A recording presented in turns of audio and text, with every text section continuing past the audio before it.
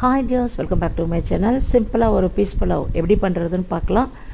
பச்சை மிளகாய், இஞ்சி பூண்டு, அதுக்கப்புறம் கொத்தமல்லியும் புதினாவும் சேர்த்து ஒரு பேஸ்ட் ஒன்று அரைச்சிக்கலாம்.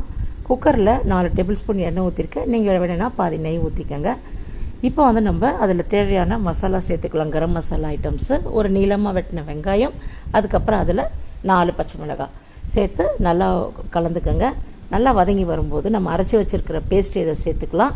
இது வெறும் காரத்தில் இதில் மட்டும்தான். உங்களுக்கு காரம் கம்மியாக கூட சேர்த்துக்குங்க நீங்கள். அதுக்கப்புறம் நல்லா வதக்கின உடனே ஒரு பவுலில் பச்சை பட்டாணி எடுத்து வச்சுருக்கேன், அதை நான் சேர்த்துக்கிறேன்.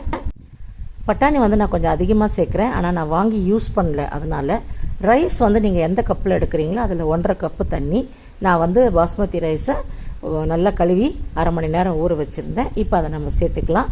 சேர்த்துட்டு நல்லா குக்கரை மூடி 2 விசில் வச்சா சூப்பரான சாதம் ரெடி.